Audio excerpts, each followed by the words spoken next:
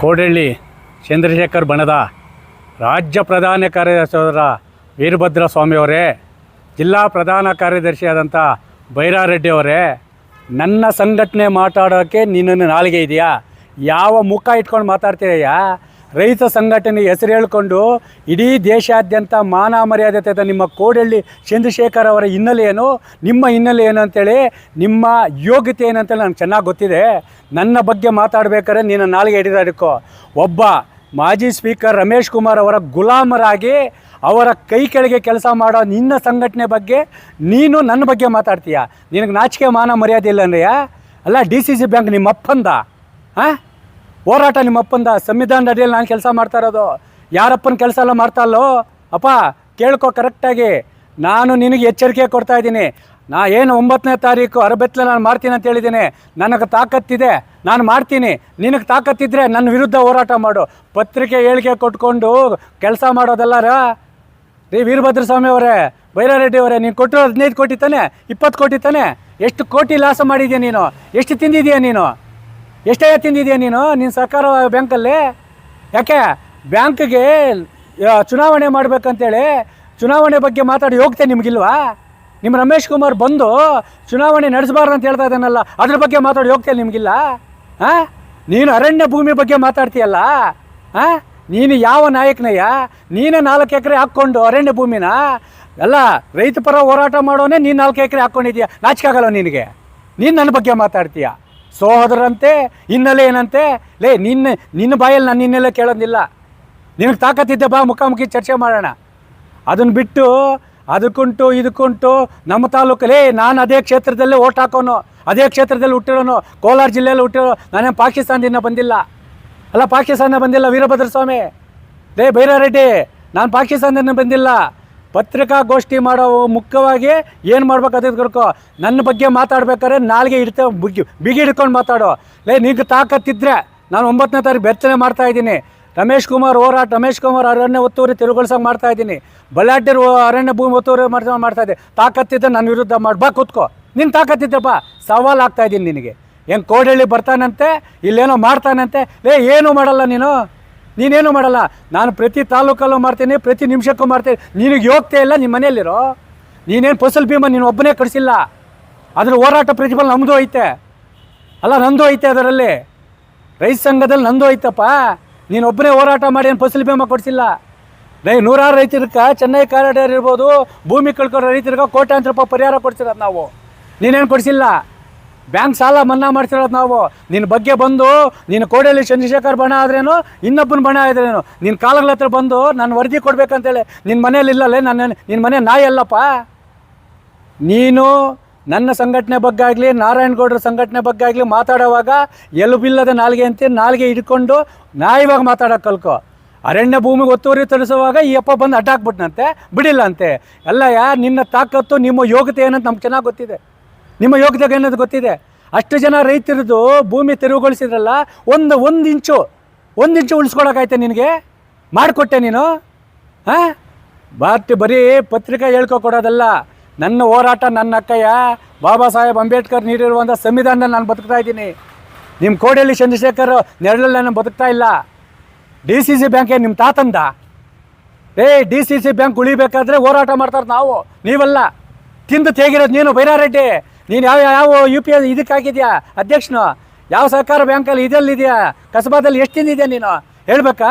ದಾಖಲೆ ಇಲ್ಲ ನಾನು ಮಾಡಲು. ದಾಖಲೆ ಮುಖಾಂತರ ಬರ್ತೀನಿ. ಬಾ, ತಾಕತ್ತಿದ್ದೀನಿ ನಿನಗೆ. 12ನೇ ತಾರೀಕು ತಾಕತ್ತೀನಿ, ನೀನು ಬಾ. ಎಷ್ಟು ಸ್ತ್ರೀಶಕ್ತಿ ಸಂಘಗಳು ನೀವು ಫೇಕ್ ಮಾಡಿದ್ದೀರಾ, ನಕಲಿ ಮಾಡಿದ್ದೀರಾ, ನಾನು ತೋರಿಸಿ ಬಾ ನಿನಗೆ.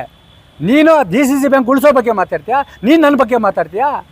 ಇನ್ನು ವೀರಭದ್ರ ಸ್ವಾಮಿ ಅವರು, ನನ್ನ ಮಿತ್ರ ಸಂಘಟನೆ, ನಿನ್ನ ಮಿತ್ರ ಸಂಘಟನೆ ನಾನು ಹೇಳ್ತಾ ಇಲ್ಲೇ. ನೀನು ಬಾರ, ನನ್ನ ಪ್ರಾಬ್ಲಮನ್ನು ಕೇಳಿಲ್ಲ ನೀನು ರಮೇಶ್ ಕುಮಾರ್ ಗುಲಾಮನ ಕೆಲಸ ಮಾಡಿಯಾ? ನಾನು ಕೇಳ್ತಾರೆ ಬಳ್ಳಾಟಿರು ಒತ್ತುವರಿ ತೆರವುಗೊಳಿಸು ಅಂತೇಳಿ, ಬಡ ರೈತರು ಒತ್ತುವರಿ ಹೆಂಗೆ ತೆರವುಗೊಳಿಸಿ ಅದನ್ನೇ ಮಾಡಿದೆ ಅಂತ ಹೇಳ್ತಾ ಇದ್ದೀನಿ. ಅದು ಬಿಟ್ಟು ಏನೋ ಬಂದ್ಬಿಡ್ತಾನೆ. ನಿಮ್ಮ ತಾಲೂಕೇನೋ ಅಗ್ರಿಮೆಂಟ್ ಬರ್ಕೊಡಿದ್ದೀಯಾ? ಯಾರ ತಾಲೂಕು ಅದು? ಯಾರಪ್ಪನ ತಾಲೂಕಯ್ಯ ಅದು? ಶ್ರೀನಿವಾಸಪುರ ತಾಲೂಕು ನಂದರೆ. ನಾನು ಅದೇ ಕಾಣಿಸ್ತೇನೆ. ನಾನು ಅದೆಲ್ಲ ಓಟ್ ಹಾಕ್ತಾರನೋ. ಬರಬಾರ್ದು ಅಂತೇಳಿ ಹೇಳೋಕೆ ನಿನಗೂ ತಾಕತ್ತಿಲ್ಲ, ನಿಮ್ಮ ಬೈರಾಡಿಗೆ ನಿನ್ನ ಸಂಘಟನೆಗೆ ತಾಕತ್ತಿಲ್ಲ. ನಿನಗೆ ಓಟಾಟ ಮಾಡೋ ಯೋಗ್ಯತೆ ಇಲ್ಲ ಅಂದರೆ ಮನೇಲಿರೋ. ಹೋರಾಟ ಮಾಡೋಣ ಟೀಕೆ ಯಾಕೆ ಮಾಡ್ತೀಯ? ನಾನು ಪ್ರತಿ ತಾಲೂಕಲ್ಲೂ ಮಾಡ್ತೀನಿ, ಹೋಬಳಿಯಲ್ಲೂ ಮಾಡ್ತೀನಿ, ಪಂಚಾಯತಿಯಲ್ಲೂ ಮಾಡ್ತೀನಿ. ಅದನ್ನು ಕೇಳೋಕೆ ನೀನ್ಯಾರಯ್ಯ? ಇಡೀ ರೈತ ಸಂಘಟನೆ ಮಾನಮರ್ಯ ಕಳೆದರು ನಿಮ್ಮ ಕೋಡಳ್ಳಿ ಚಂದ್ರಶೇಖರ್ ಹೇಳ್ಬೇಕಾ ದಾಖಲೆಗಳ ಸಮೇತ? ಪೊಲೀಸ್ ಕೆಲಸ ಕೊಡಿಸ್ತೀನಿ ಅಂತೇಳಿ ಲಕ್ಷ ತೊಗೊಂಡೋದು ನೀನು ರೀ. ಆ ದಾಖಲೆ ಇಲ್ಲ. DCC ಬ್ಯಾಂಕಲ್ಲಿ ನಕಲಿ ಸಂಘಗಳ ಸೃಷ್ಟಿ ಮಾಡಿ ಲಕ್ಷ ಲೂಟಿ ಮಾಡೋ ನಿಮ್ಮ ಬೈರಾರೆಡ್ಡಿ ಅದನ್ನ ಬಗ್ಗೆ ಮಾತಾಡಿಯಾ ನೀನು? ಬಲಾಢ್ಯರು ಅರಣ್ಯವರು ನಾನು ಹೋರಾಟ ಮಾಡಲ್ಲ, ಹೇಳ್ಕೊಂಡು ಮಾಡ್ತಾ ಇರೋದು ಒಳ್ಳೆಯದೇ. ನಾನು ಕೆಟ್ಟಿದ್ದಂತ ಹೇಳಲ್ಲ, ಹೌದು ಅವ್ರ ಪರವಾಗಿ ಇದ್ದೀನಿ ನಾನು. ಯಾಕಿರಬಾರ್ದು? ಅರಣ್ಯ ಭೂಮಿನ ಕಳ್ತನ ಮಾಡ್ಕೊತ ಯಾರನ್ನು ಹೇಳಿದ್ರು ನಿಮಗೆ? ನೀವು ನಿಮ್ಮ ಸಂಘಟನೆ ಎಷ್ಟು ಅಷ್ಟು ನೋಡ್ಕೊಳ್ಳಿ. ನೀನು ಕೋಡಳ್ಳಿ ಚಂದ್ರಶೇಖರ್ ತಗೊಂಬ, ಅವ್ರ ತಾತನನ್ನು ಕರ್ಕೊಂಬ, ನನಗೆ ಅವಶ್ಯಕತೆ ಇಲ್ಲ. ಬಟ್ ನಾನು ಹೇಳ್ತಾ ಇರೋದು ನಾರಾಯಣಗೌಡನ ಸಂಘಟನೆ ಬಗ್ಗೆ, ನಾರಾಯಣಗೌಡನ ಕಾರ್ಯಕರ್ತರ ಬಗ್ಗೆ, ಹೋರಾಟದ ಬಗ್ಗೆ ಟೀಕೆ ಮಾಡಿದೆ ಅಂದರೆ ನಿಮ್ಮ ಮನೆ ಮುಂದ್ಗಡೆ ಬಂದು ಹೋರಾಟ ಮಾಡಬೇಕಾಗ್ತದೆ. ಎಚ್ಚರ ಕೊಡ್ತಾ ಇದ್ದೀನಿ ನಿನಗೆ. ಯಾವುದೇಳಿ DCC ಬ್ಯಾಂಕ್ ನಿಮ್ಮ ತಾತಂದಲ್ಲ, ಅದು ಪಬ್ಲಿಕ್ ಪ್ರಾಪರ್ಟಿ. ಅರಣ್ಯ ಭೂಮಿ ನಿಮ್ಮ ತಾತಂದಲ್ಲ, ಅದು ಪಬ್ಲಿಕ್ ಪ್ರಾಪರ್ಟಿ. ಅದನ್ನು ಉಳಿಸೋ ಜವಾಬ್ದಾರಿ ನಮ್ಮದಿದೆ. ನಿಮ್ಮ ಒತ್ತುವರಿ ವರ್ಗ ಪರವಾಗಿ ನಾನು ನಿಲ್ಲಲ್ಲ. ಒತ್ತುವರಿ ವಿರೋಧಿ ನಾನು. ಅರಣ್ಯ ಭೂಮಿ ಉಳಿಬೇಕು, ಕೆರೆ ಉಳಿಬೇಕು. ಅದನ್ನು ಬಿಟ್ಟು ಕೂತ್ಕೊಂಡ್ಬಿಟ್ಟು ಏನಂದ್ರೆ ಬಾಯಿಗೆ ಮಾತಾಡಕಟ್ಟಿದ್ರೆ ಅದು ಕೇಳ್ಕೊಳಕ ನಾನೇ ನಿಮ್ಮ ಮನೆ ನಾಯಲ್ಲ ರೀ ವೀರಭದ್ರ ಸ್ವಾಮಿ ಅವರೇ. ಹೋಗಿ ನಿಮ್ಮ ಕೋಡಿಯಲ್ಲಿ ಚಂದ್ರಶೇಖರ್ಗೆ ಹೇಳು, ಇಲ್ಲ ನಿನ್ನ ಕಾರ್ಯಕರ್ತರಿಗೆ ಹೇಳು.